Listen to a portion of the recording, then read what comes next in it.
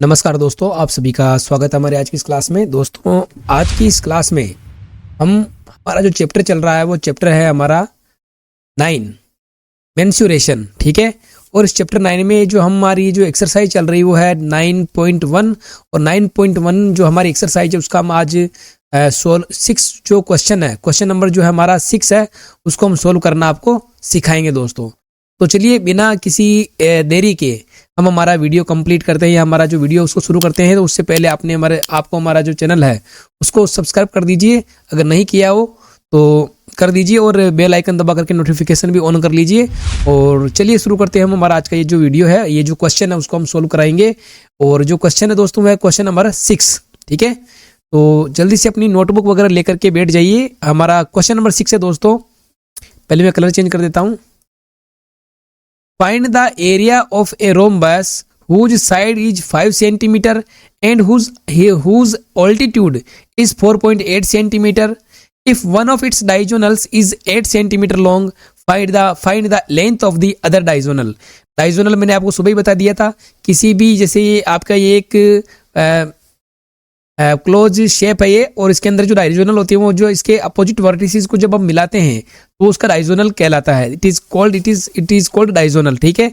अब इसमें ऑल्टीट्यूड का मतलब जैसे ये आपका एक शेप हो गया। ठीक है। इस शेप में जिसका ऑल्टीट्यूड जो होगा ना वो ये होगा, ये एक स्ट्रेट हाइट होती है, इसको ऑल्टीट्यूड कहते हैं अपन। ठीक है ना। तो सबसे पहले हम ये क्वेश्चन क्या कह रहा है उसको समझ लीजिए। Find the area of a rhombus, यानी रोम्बस क्या होता है उसका हम यहाँ पर बना देता हूँ मैं। देखिए ये एक रोम्बस है, ये मैंने बना लिया। ठीक है, एक रोम्बस बना लिया मैंने। रोम्बस वो होता है जिसकी 4 साइड इक्वल होती है, ये और ये और ये और ये, इसकी जो साइड होती है वो इक्वल होती है। ठीक है ना। और बहुत पैरेलल जो साइड है, अपोजिट साइड्स का जो बहुत पेयर जो होते हैं ना, दोनों ये और ये पैरेलल होती है, ये और ये पैरेलल होती है। जैसे अपन ए बी सी और डी हमने एक रोम्बस लिया। हुज साइड इज 5 सेंटीमीटर, यानी कि ये 5 सेंटीमीटर है, ये भी 5 सेंटीमीटर है, ये भी 5 सेंटीमीटर और ये भी 5 सेंटीमीटर है। एंड हुज ऑल्टीट्यूड 4.8 सेंटीमीटर, जैसे इसका ऑल्टीट्यूड अपन माने ये वाला, ये इसका ऑल्टीट्यूड होगा। ठीक है ना। और इसको अपन कहते हैं एच, और ये कितनी है 4.8 सेंटीमीटर।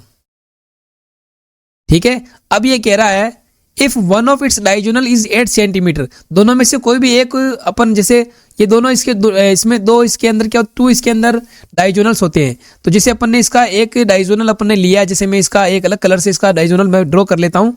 जैसे अपन ने यहाँ पर एक डायगोनल मैंने ये बना लिया, ये ले लिया मैंने, और ये हो गया हमारे पास 8 सेंटीमीटर। ठीक है। और ध्यान रखना है कि देखो ये जो एच 4.8 सेंटीमीटर है ना, ये भी आपकी देखिए यहाँ से भी अपन एक ऑल्टीट्यूड यहाँ से भी अपन ड्रॉ कर सकते हैं ऐसे। ये भी कितना 8 सेंटीमीटर होगा। तो यहाँ पर आप देखिए यहाँ पर 2 सर्कल बन रहे हैं, सॉरी 2 ट्राइंगल बन रहे हैं हमारे पास। एक ट्राइंगल हमारा ये वाला हो गया है ना, ए बी डी, और दूसरा ट्राइंगल हमारे पास हो गया बी सी डी, ये वाला ट्राइंगल हो गया। तो हम क्या करेंगे, इस पूरे का एरिया निकालना है हमें, इस पूरे रोम्बस का क्या करना है, एरिया निकालना है। तो इसका एरिया निकालने के लिए हम क्या करेंगे, अलग अलग जो ट्राइंगल है हमारा, ये ट्राइंगल नंबर 1 और ये हमारा ट्राइंगल नंबर 2 है, दोनों का अलग अलग एरिया निकालेंगे। और फिर क्या करेंगे, पूरे का दोनों के एरिया को हम क्या करेंगे, सम कर देंगे। तो देखिए किस प्रकार से इसको करना है। तो सबसे पहले हम इसमें जो दिया हुआ उसको हम लिख लेते हैं। ठीक है। तो क्या हो जाएगा इसके अंदर, तो यहां पर लिखेंगे side of a rhombus, side of a rhombus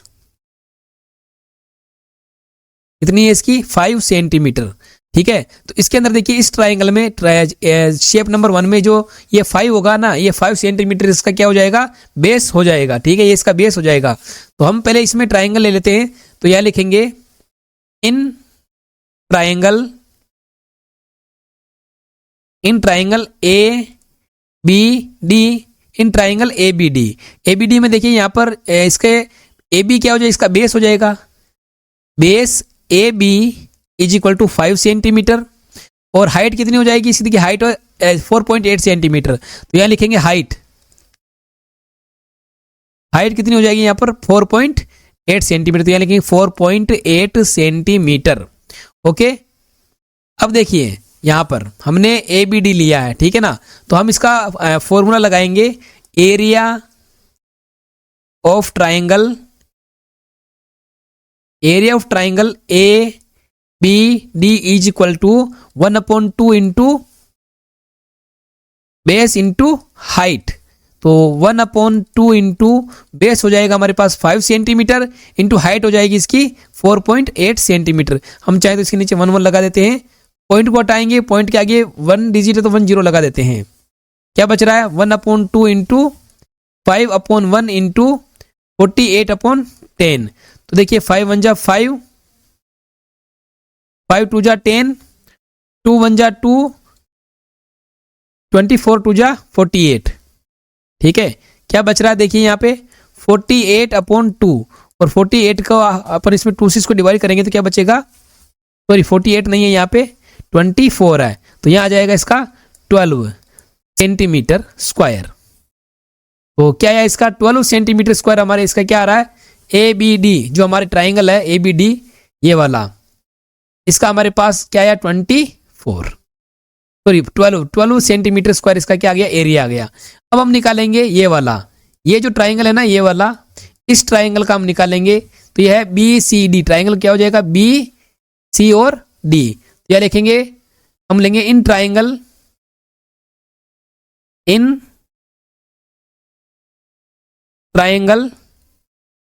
BC और D, इन ट्राइंगल BCD।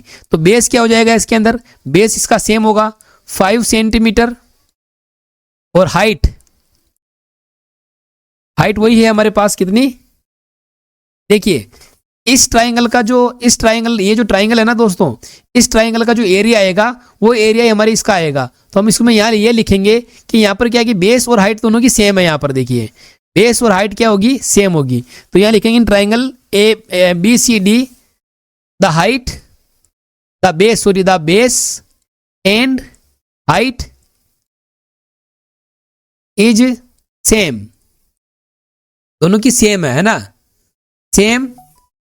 तो यहां पर क्या होगा कि जो BCD का जो एरिया होगा, ट्राइंगल BCD का जो एरिया होगा वो क्या होगा ABD के एरिया के इक्वल होगा। तो यहां लिखेंगे the area of triangle BCD is equal to the area of triangle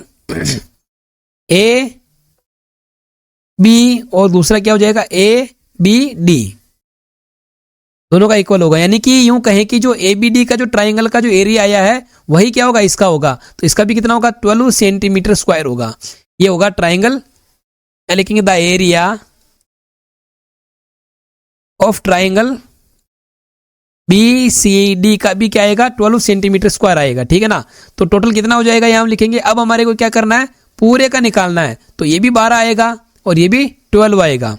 ठीक है, दोनों ही 12 आएगा तो क्या हो जाएगा पूरे का ABCD जो हमारा क्वाड्रिलेटरल है या रोम्बस है उसका कितना हो जाएगा। तो यहाँ लिखेंगे द एरिया ऑफ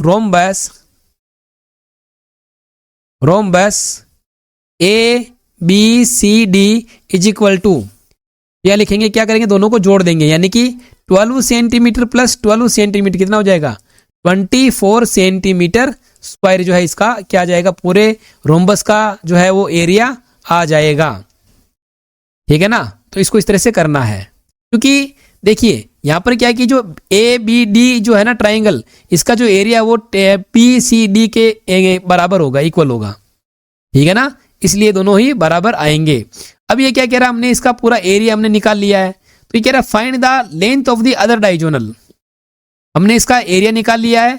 ठीक है, अब इस एरिया से हम क्या करेंगे, इसकी एक डायगोनल इसमें दी हुई देखिए, तो अब हम क्या करेंगे डायगोनल निकालेंगे। तो हमारे पास जैसे ये रोम्बस है, ठीक है ना, इस रोम्बस का हमारे पास क्या आ गया एरिया आ गया। ये दी हुई है हमें 8 सेंटीमीटर, ये कितनी दी हुई है इसमें देख लेते हैं हम, ये दी हुई है 8 सेंटीमीटर। ठीक है, तो यहां लिखेंगे 8 सेंटीमीटर हो जाएगा, ये है 8 सेंटीमीटर। तो हमें क्या करना है, इस डायगोनल की ये जो डायगोनल है ना इसको हमें फाइंड आउट करना है। तो रोम्बस है ये, ठीक है ना, तो रोम्बस में क्या होता है कि जो डायगोनल होते हैं दोनों, जैसे ये डायगोनल अपना हो जाएगा D1 और ये डायगोनल हो जाएगा हमारे D2। ठीक है ना, तो इसका जो एरिया का फॉर्मूला होगा, अगर दोनों दिया हुआ है, दोनों डायगोनल अगर दिए हुए इसके, तो इस रोम्बस का जो फॉर्मूला होता है एरिया का, उसका फॉर्मूला होता है हमारे पास देखिए क्या लिखेंगे, एरिया ऑफ रोम्बस, है ना, ये है ए बी सी और डी, तो क्या लिखेंगे, द एरिया ऑफ रोम्बस, मैं इसको नीचे लिख देता हूं, जगह नहीं है यहाँ पे, तो क्या लिखेंगे, द एरिया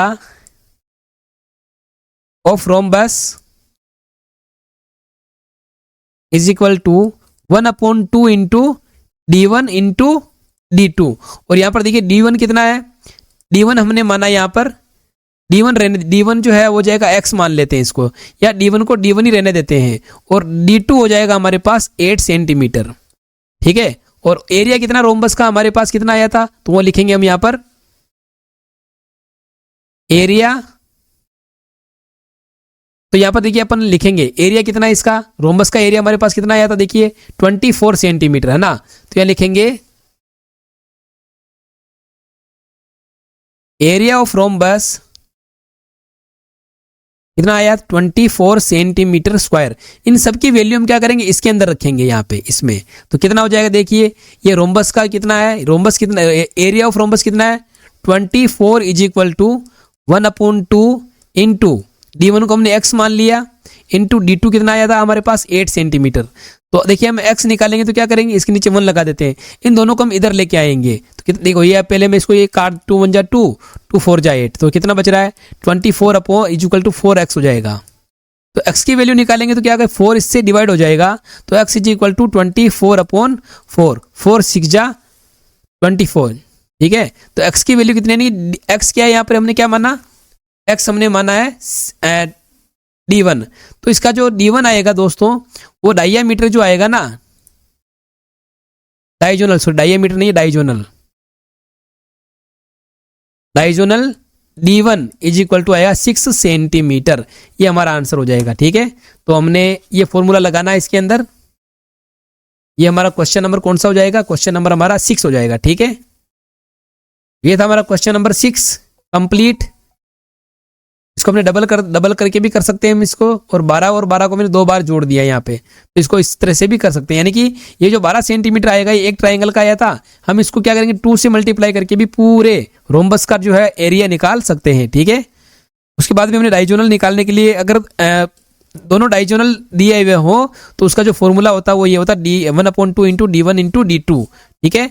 D1 को हमने x मान लिया, और D2 हमने 8 सेंटीमीटर दिया हुआ है, और हमने इसका जो है वैल्यू इसमें पुट करके हमने इसको सोल्व किया, तो हमारे पास 6 सेंटीमीटर इसकी दूसरे, यानी कि ये 8 सेंटीमीटर होगा, तो ये क्या होगा, 6 सेंटीमीटर होगा, ठीक है। तो ये हमारा क्वेश्चन नंबर 6 कंप्लीट है। दोस्तों वीडियो अगर पसंद आया हो तो लाइक और शेयर जरूर करें, और चैनल को सब्सक्राइब जरूर करें। मिलते हैं नेक्स्ट क्वेश्चन 7 के साथ।